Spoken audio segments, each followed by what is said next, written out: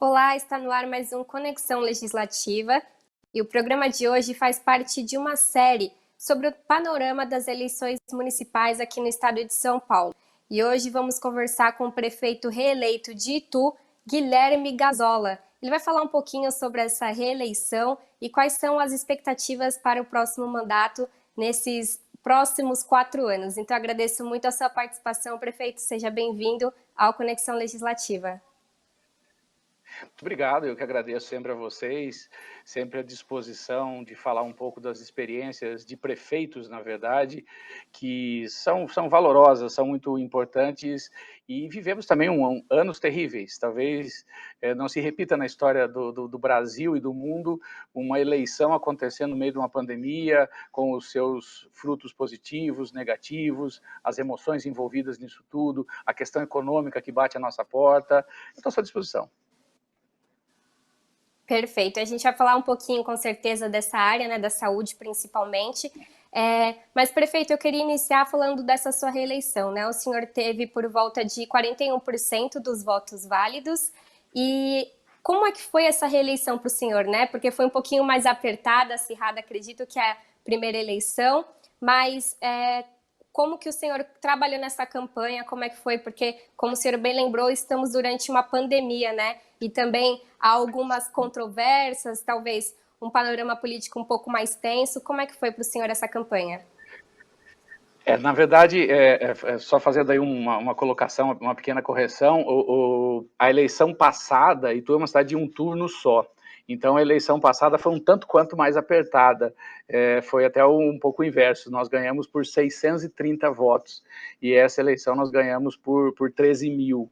Então, sofrer nós sofremos lá, em 2016. Essa foi uma campanha difícil, com certeza muito tensa, envolvendo forças políticas conhecidas da cidade, essa correlação de força também foi importante na questão do debate, a cidade teve que escolher, eram governos muito antagônicos na sua forma de agir, eu não tenho um espírito populista, não tenho essa característica, tenho uma característica mais retraída, um sorriso mais difícil, e isso foi um desafio para mim, tentar provar que vale a pena você fazer um governo mais sério, mais técnico.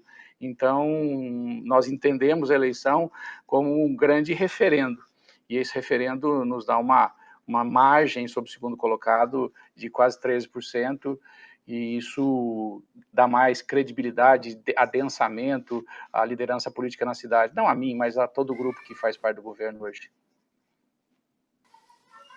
Legal, perfeito. É legal você falar isso, essa questão de ser uma cidade de primeiro turno, né? Vocês têm aqui 100.075 habitantes agora, né? Mais ou menos com esse censo de 2020. Então é uma cidade que não vai para o segundo turno. E, prefeito, para o nosso telespectador conhecer um pouco melhor a cidade de Itu, o senhor pode falar um pouquinho onde ela fica localizada, como que o pessoal da capital, né, consegue chegar até Itu? Bom, Itu é uma cidade que tem uma ligação muito próxima à cidade de São Paulo, mas de forma um pouco mais pretensiosa, faz parte também da história de São Paulo, da história do Brasil. É uma cidade de 1610 e foi conhecida como a Boca do Sertão, lá nos idos pós-descobrimento, em 1550, em 1580, 1590, a cidade já tinha a sua o seu povoamento, que nós fomos ladeados, cozidos, né, pelo rio Tietê, que foi a grande via de interiorização desse Brasil, ampliação do Tratado de Tordesilhas, tanto que Porto Feliz, que é uma cidade próxima a gente, era uma cidade de Itu, Salto também, nós íamos até quase Cuiabá. Então, a cidade de Itu é uma cidade que tem uma rica história, tem uma proximidade de aproximadamente 100 quilômetros de São Paulo, 60 de Campinas, 50 de Jundiaí. É uma cidade muito bem localizada na questão de logística, de estratégia, servidas por boas rodovias, uma área territorial bastante significativa. Enfim, é uma cidade promissora, seria um pouco pretensioso, uma cidade de 1610, mas é uma cidade que pode ser uma das grandes locomotivas aí do interior paulista, dessa interiorização da indústria, desta fuga da capital. Nós estamos preparados para receber essa bioeconomia, essa nova esse novo padrão de desenvolvimento. E para isso nós precisamos de lideranças importantes. E o que a gente imagina no segundo mandato é se aproximar um pouco mais dessas lideranças que querem pensar uma cidade melhor, que querem pensar um Brasil melhor, até porque o segundo mandato dá esta possibilidade. Você trabalha conhecendo a máquina de forma mais tranquila, sendo mais ousado nas questões específicas de forma de governar. E São Paulo, sempre a locomotiva do Brasil, é privilegiada. O distanciamento das políticas populistas nessa eleição, dos candidatos populistas, dos negacionistas, dos obscurantistas, enfim, de tudo aquilo que a gente temia e teme ainda para o Brasil, mostra que São Paulo mantém o seu rumo. São Paulo mantém a sua capacidade de independência intelectual, sua pujança econômica, e essas lideranças precisam se aglutinar e dizer que nós queremos um Brasil, sim, um Brasil mais racional, um Brasil mais técnico, mais científico, um Brasil que pensa o seu futuro, um Brasil que sabe enfrentar a crise econômica, é essa postura. E eu vejo com muita simpatia algumas eleições, Bruno Covas em São Paulo, a derrota dos extremos, tanto o PT quanto o bolsonarismo, isso vai ser muito bom para o estado de São Paulo. Legal. E, prefeito, esse segundo mandato também dá a possibilidade de uma continuidade, né, nos projetos implantados agora. A gente sabe que 4 anos é um período, a gente acha que é muito grande, mas para a gente conseguir organizar orçamento, conseguir implantar esses projetos, é um período que o segundo mandato dá a possibilidade de dar continuidade nesses projetos, né, mais de longo prazo. E eu gostaria de tocar agora no assunto da pandemia. A gente viu que recentemente o governo voltou o estado de São Paulo todo para a fase amarela, isso mais por uma questão de atenção, né? A gente entende que alguns locais estão com a infraestrutura boa, que tem uma lotação das UTIs, né, que está abaixo, né, do que é pedido para que fique na fase amarela, mas a gente entende que é também um alerta para toda a população, né? A gente ouve aí a possibilidade de uma segunda onda, e eu queria entender como que o senhor está trabalhando essa questão aí agora com a volta da fase amarela, né? E se também entender se a população aí de Itu, ela tem respeitado a questão do distanciamento, o uso de máscara, porque a gente entende também que algumas pessoas não estão utilizando, né, essa proteção facial e não está levando tão a sério essa questão da pandemia. Eu queria entender um pouco o cenário aí de Itu. A disputa política sobre o tema pandemia trouxe um imenso prejuízo a todos nós, e Itu não foi diferente disso tudo. Nós ficamos espremidos entre a razão, por um lado, que pedia um isolamento mais intenso, mais absoluto, evitando a disseminação do vírus à espera de uma vacina, que é a única solução para isso, mas em contrapartida nós víamos uma corrente no Brasil, liderada aí pelo nosso presidente Bolsonaro, que preferia o voodoo, preferia a reza, acreditava mais num apelo medieval ao populismo. E isso causou muitas mortes. E nós ficamos espremidos nessa história toda, porque o discurso populista é mais convidativo. Vamos abrir tudo, vamos fazer tudo, estão sufocando a pandemia. Nós tivemos aqui próximo prefeitos que fizeram coquetel com cloroquina, verdadeiras imbecilidades técnicas, administrativas, e isso prejudicou bastante as pessoas que trabalhavam dentro de um aspecto mais racional. E tu tem hoje um hospital de campanha, esse hospital de campanha foi mantido porque ele é perene, ele não é um hospital que foi montado para a pandemia, vai continuar sendo um hospital depois disso, está preparada, não é uma das 65 cidades que chamou a atenção do governo do estado pelo pouco cuidado com isso, fomos muito duros sim, mas esse recrudescimento, eu tenho a impressão que ele é temporário. Sou plenamente favorável à vacinação, acho que é absolutamente desproporcional essa disputa pela vacina, isso não pode atingir todos os brasileiros, são a vida das pessoas. Eu sou um cirurgião dentista, com especialidade em cirurgia bucomaxilo, a minha vida foi paciente, atender as pessoas, e eu não consigo carregar nas costas a responsabilidade de ver pessoas morrendo sem que você tenha atitudes corretas. Nós sempre optamos, se fosse o caminho perder a eleição, mas salvar vidas, a nossa opção seria salvar vidas, e assim foi feito na cidade de Itu. Mesmo assim, mais de 100 ituanos se despediram da vida desnecessariamente. E a população, como eu perguntei anteriormente, ela tem respeitado a questão do distanciamento, ela tem entendido que é preciso, né, usar a máscara, a proteção facial, principalmente as pessoas também em situação de risco, né, com alguma comorbidade, que eles fiquem em casa, evitem sair. Você percebe que isso está sendo respeitado pela população? Olha, dentro do que é razoável para um isolamento de 1 ano, em que as relações sociais, o tensionamento emocional chegou a um ponto absurdo, e tu sim tem feito a sua parte, você tem uma população consciente, nós pegamos no pé, continuamos fazendo, dando exemplo, mas essa segunda onda, que não é uma segunda onda, né, que é um recrudescimento da primeira onda, e não pode esquecer que ela já foi para dentro das casas, né? Então, agora, o que nos resta é acreditar cada vez mais na proximidade da vacina e que essa capacidade da virótica seja mais atenuada pelas características típicas das complicações que são oriundas de vírus, né?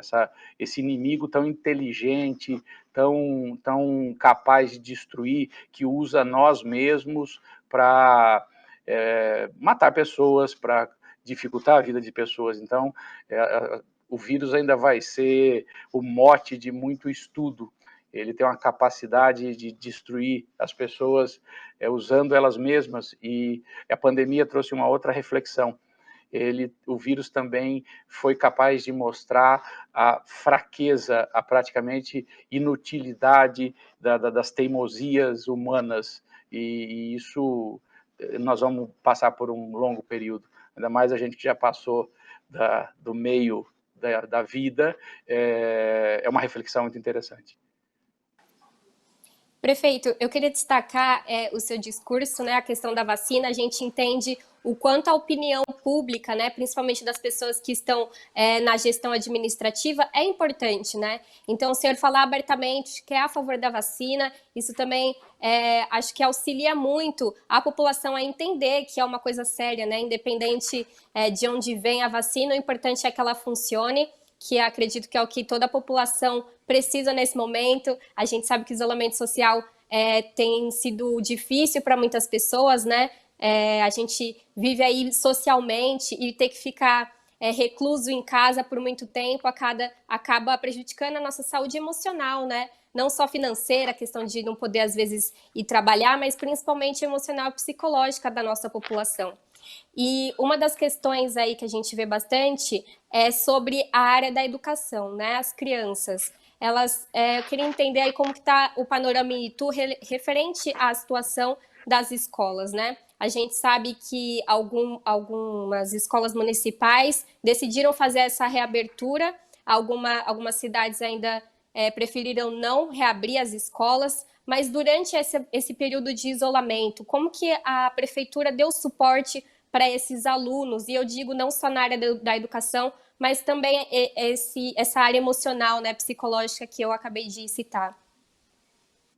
A Prefeitura de Itu, que compreende o ensino até a 5ª série, como todas as prefeituras municipais, né, a municipalização do ensino ela atinge até a 5ª série, ela não parou as suas atividades, ainda que remotas. Nós fizemos aulas individualizadas. O professor da própria escola gravava a aula para o seu próprio aluno.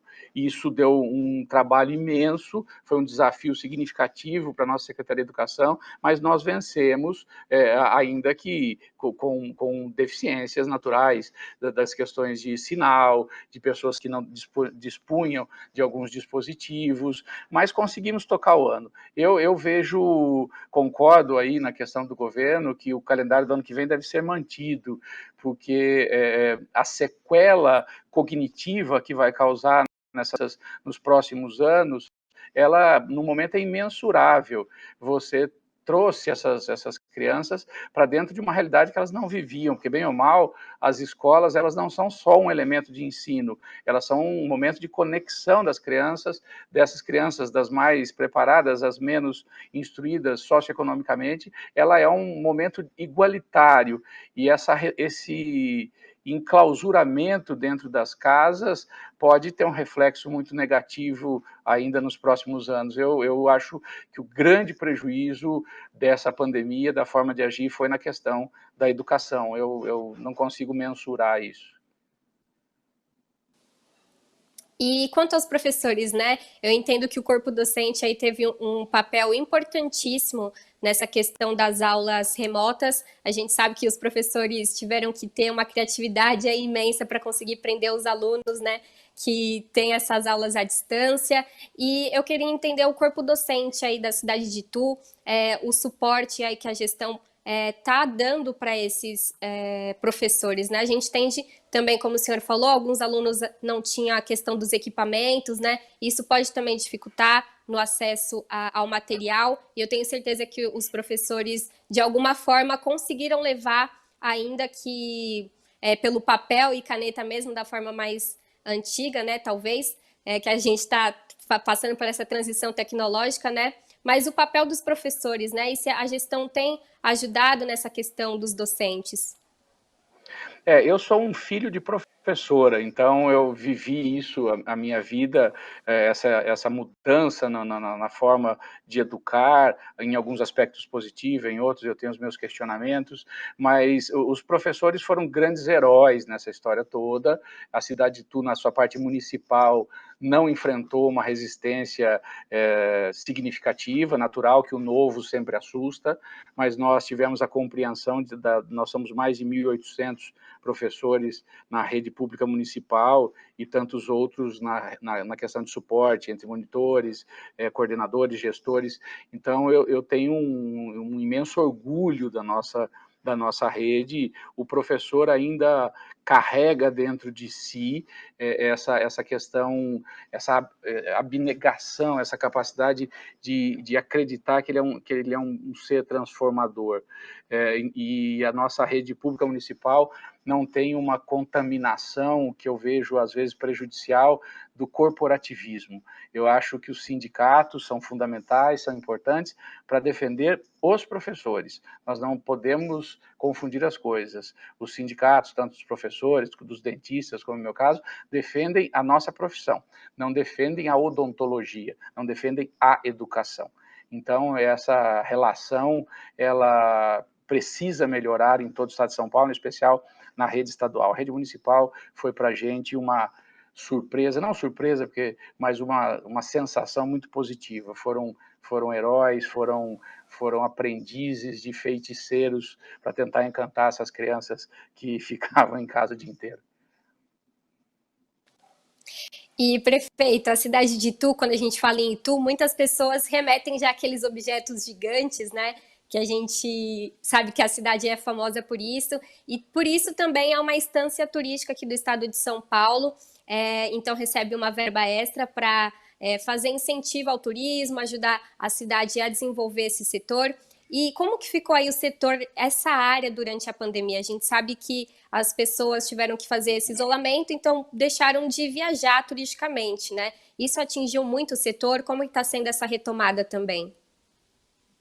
Bom, eu sempre tenho uma máxima de um ditado árabe que diz o seguinte: enquanto alguns choram, outros vendem lenço. E enquanto o turismo ia ladeira abaixo, até porque foi o impacto de 100%, nós investimos no turismo na cidade de Itu. Acabamos um trem republicano, que vai ser um grande mote disso tudo, são verbas do DAD, do Estado, verbas federais dos seus 2 lotes, reformamos totalmente uma Praça dos Exageros, criamos uma forma mais sensata de dividir os leitos hoteleiros da cidade de Itu, ganhamos um hotel novo para grandes convenções. Na verdade, nós aproveitamos a pandemia, a quietude aí do setor, para poder trabalhar bastante. E eu sou muito otimista, porque esse turismo de poucos dias vai ser a solução. O brasileiro não pode viajar para o exterior, o brasileiro está em uma situação econômica, ele não pode fazer grande gasto, então ele vai buscar cidades mais próximas. Então nós preparamos a cidade de Itu para receber este público que está ávido por poder descontrair. A cidade de Itu não é só o gigantismo que a gente chama, que é muito importante. Itu tem a maior obra barroca do interior paulista, que é a Igreja Matriz. Itu tem um mercado municipal de 1910, totalmente restaurado com verba do DAD. Então, nós usamos especificamente o dinheiro do turismo para o turismo. Então, a cidade de Itu, ela tem uma história para contar. E dizem que felizes as cidades que têm histórias para contar, e nós temos uma história que vai de 1610 e passa por todos os ciclos socioeconômicos do Brasil. E, para coroar isso tudo, um homem chamado Simplício, que no auge da televisão vendeu essa fama de tudo, as coisas grandes. Então, nós também somos frutos da tecnologia. Quando a TV brasileira entra com seus programas humorísticos, o Simplício fazia Praça é Nossa, o antigo Manuel da Nóbrega, o pai, não o atual, e dizia que aqui era tudo grande. E as pessoas acabaram procurando por isso, e eu não vejo nenhum mal na convivência entre a história e na convivência entre a fama de um grande artista. Legal você falar isso também, porque, prefeito, eu já fui para Itu e a gente acaba procurando aí esses objetos gigantes, mas a cidade tem muito mais a oferecer. Eu fui aí num feriado de Corpus Christi, pude ver aqueles tapetes muito bonitos, né, que o pessoal da cidade faz aí. Então, é bem bacana poder conhecer a cidade e o senhor falar desses outros atrativos, né? Como eu disse, ficou essa fama dos objetos grandes, mas Itu é uma estância turística, então ela tem muito a oferecer, não só nessa questão, mas também na cultura, na história da cidade, como o senhor bem lembrou para a gente. E uma área aí que o senhor disse que teve um bom investimento, né?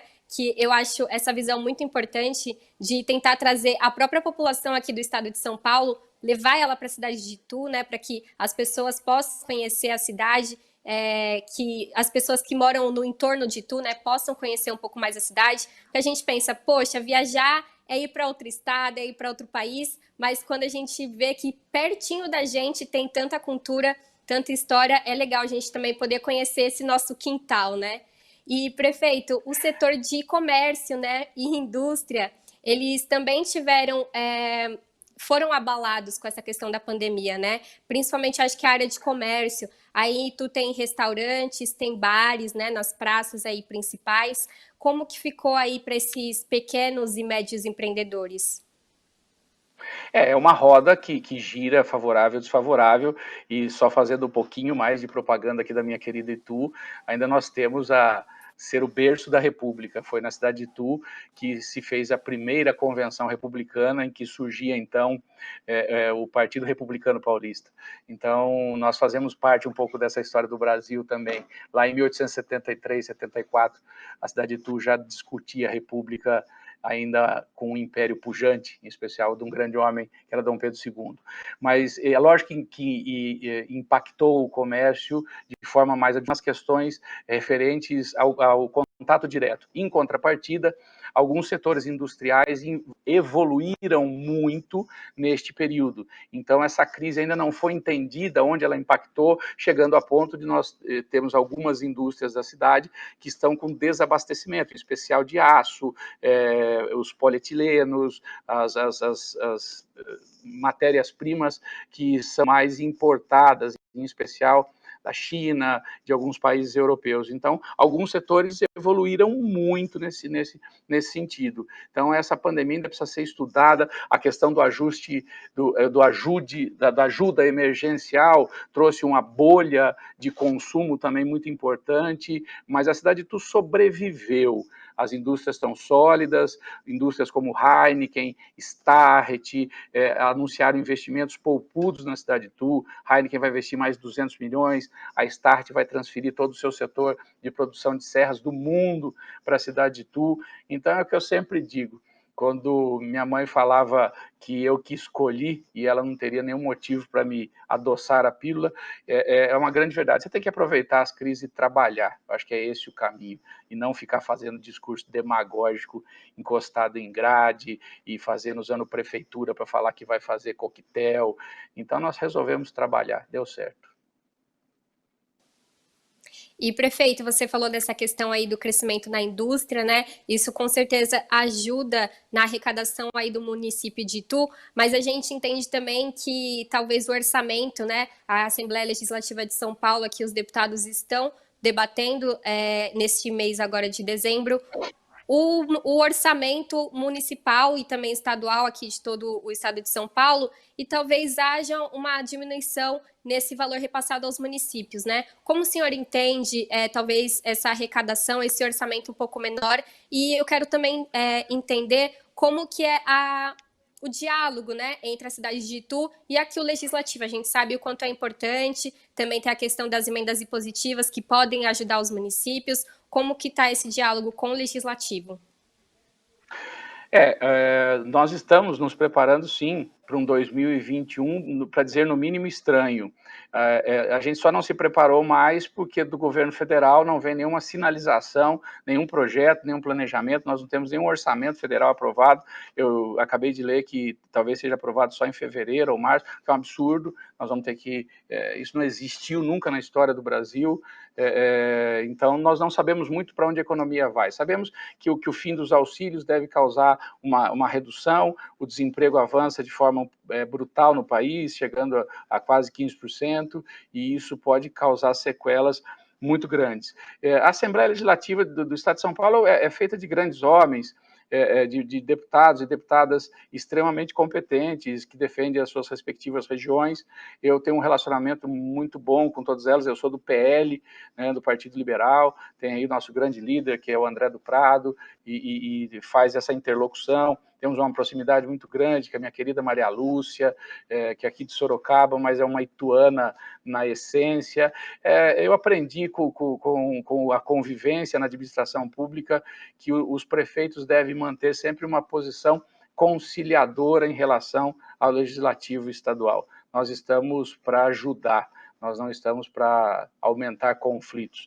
E eu tenho tido a felicidade de ter um relacionamento muito bom, um respeito significativo aí pela Assembleia, que tem pessoas extremamente competentes, que eu admiro, que eu gosto muito, e isso engrandece o Estado de São Paulo.